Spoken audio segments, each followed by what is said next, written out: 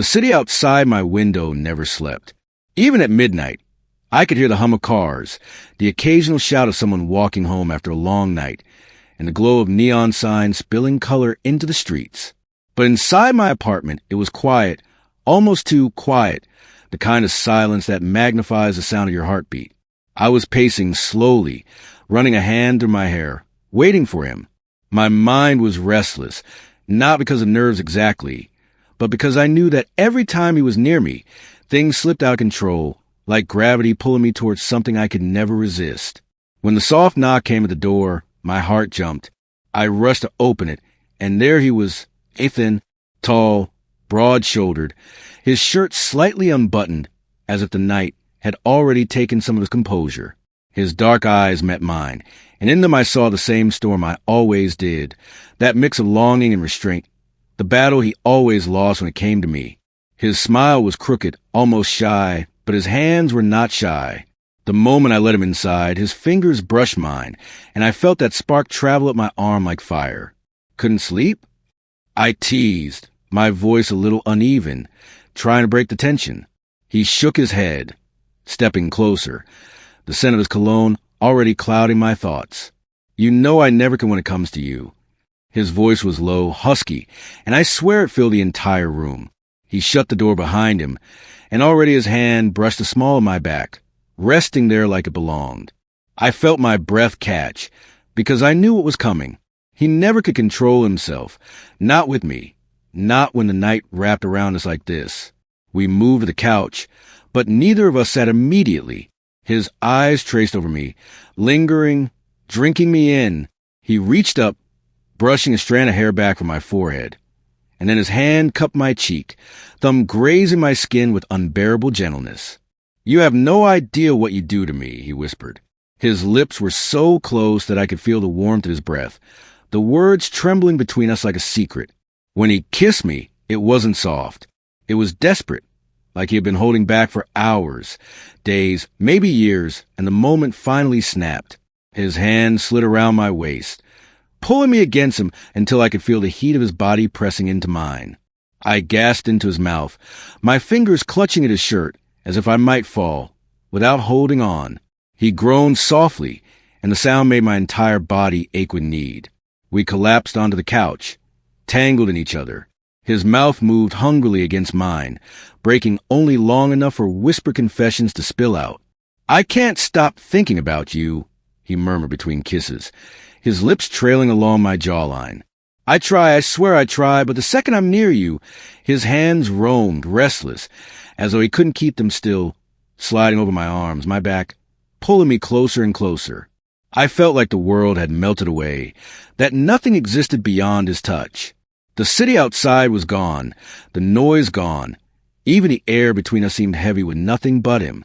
My shirt was bunched under his hands as he pulled me even tighter into his embrace, like he wanted to merge into me, to erase every inch of distance that still dared to exist. I whispered his name, half plea, half prayer, and his eyes darkened at the sound. Say it again, he begged softly, his forehead pressed against mine, our breaths tangling. When I repeated it, his lips crashed into mine again, rougher this time, hungrier, his hands gripping my hips, guiding me into the rhythm of his body. Every movement carried heat, but beneath it all, there was tenderness. Even when his hands wandered, trembling against me, I could feel the care in the way he touched me, as if I was both his desire and his sanctuary. He kissed the side of my neck, and I shivered, gripping him tighter. You drive me crazy, he murmured, his voice breaking as if he hated the way he lost control around me, but loved it all the same. We shifted, falling back against the cushions, his body hovering over mine. I looked up at him, and for a moment everything slowed. His gaze softened, his lips swollen from kissing, his chest rising and falling with ragged breaths. He looked at me like I was something precious, something rare.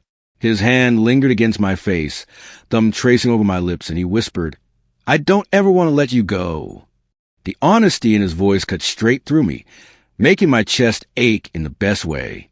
I pulled him down into another kiss, this one slower, deeper, a confession all its own. Our bodies molded together perfectly, as if we were always meant to fit like this. His hands never stopped moving. My shoulders, my sides, the curve of my back, restless and desperate but reverent, as though memorizing me with every touch. The night stretched endlessly, every second drenched in closeness. At times, we paused just to breathe each other in, lying tangled together, my head resting on his chest while his fingers absent-mindedly traced circles on my skin. At others, the heat flared back, and we were kissing again, laughing breathlessly between stolen touches, too overwhelmed by how much we wanted each other to keep apart. At one point, I pulled away just enough to look at him, my hand pressed his cheek. "Why me?" I whispered. It wasn't doubt, but curiosity. The need to understand why he unraveled so completely when I was near. He smiled, soft but fierce. "Because you're the only one who's ever made me feel like this. Like I'm not just alive, but burning. Like I've been waiting my whole life to touch you, and now I never want to stop." His confession made my throat tighten, tears pricking my eyes, but they never fell, because he kissed me again before I could answer, sealing the moment with his mouth on mine. The hours slipped by in a haze of whispered words, feverish kisses, and the steady rhythm of his hands holding me, claiming me, trembling against me as if he was afraid I might vanish. The apartment felt smaller and smaller, like the walls couldn't contain the gravity between us, the way our bodies gravitated toward each other again and again. When dawn finally crept in through the blinds, painting the room with pale light, we were still there, tangled together on the couch. My body ached pleasantly, but more than that, my heart felt full, overflowing. He lay beside me, one arm wrapped tightly around my waist, as if even in sleep he couldn't bear to let me go. His face was peaceful, a faint smile playing at his lips, and I couldn't stop staring at him, memorizing every detail. In that quiet moment, I realized what all of this meant. It wasn't just desire. It wasn't just a fire of the night. It was love, messy, overwhelming, uncontrollable love. The kind that made him lose himself in my presence. The kind that made me want to keep him close forever. I leaned down, pressing a soft kiss to his forehead, whispering into the still morning, "Around me, you can't control your hands. And I never want you to.